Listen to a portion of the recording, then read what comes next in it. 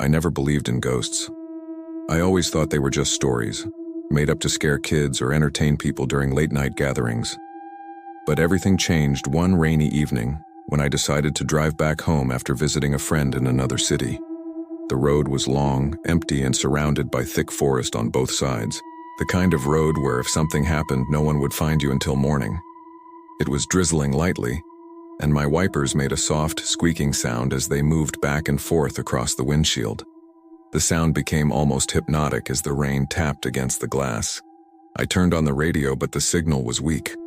Only static and faint broken voices came through. After a while, I decided to switch it off. Silence filled the van, except for the hum of the engine and the occasional splash when the tires rolled over a puddle. The night was unusually quiet. Too quiet. Not even the sound of insects or animals in the woods. Just silence. That's when I saw her. A lone figure standing by the side of the road. She looked drenched, her long hair sticking to her pale face. Her white dress clung to her body, heavy with rain. At first, I thought she was just a stranded traveler, someone who needed help. I slowed the van and pulled over. The headlights illuminated her, making her seem almost unreal in the mist. She didn't move. She just stood there staring straight ahead. I lowered the window slightly. "Do you need a ride?" I called out. No answer. She turned her head slowly toward me, and that's when I saw her eyes. They were dark, hollow, as if she hadn't slept in years. Still, I couldn't just leave her there. I unlocked the door and gestured for her to get in. She stepped into the van without a word. Her wet dress soaked the seat immediately. The smell of damp earth and something metallic filled the air. I tried to make conversation. "Where are you headed?" I asked, keeping my eyes on the road. She stayed silent. Only the sound of her slow breathing filled the van. I felt uneasy, but kept driving. Minutes turned into miles. The road stretched endlessly ahead. I glanced at the rearview mirror. She was gone. My heart skipped a beat. I turned my head quickly, but the seat was empty. Cold chills ran down my spine. I pressed harder on the accelerator. My hands gripped the steering wheel tightly. The forest seemed darker than before. The rain picked up, beating hard against the windshield. And then, she was there again, sitting silently in the back seat. Her head tilted slightly, her hair covering half her face.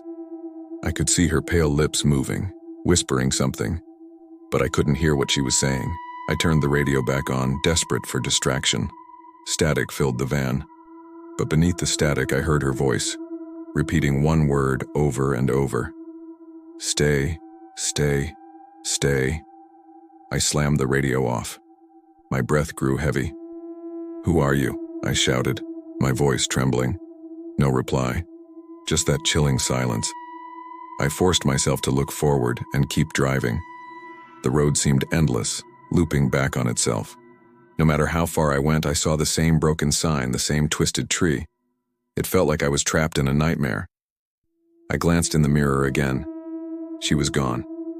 But this time, I didn't feel relief. Instead, I felt a cold breath on my neck. I froze. Slowly, I turned my head. She was sitting beside me now in the passenger seat. Her face was inches from mine, her eyes empty, her mouth stretched into an unnatural grin. I couldn't breathe. I pressed my foot on the gas, the van roaring forward. But no matter how fast I drove, the road never ended. Her whisper grew louder. "Stay with me forever." Tears filled my eyes as I realized I might never get home. The last thing I remember was her reaching for my hand, her skin icy cold. The world went black.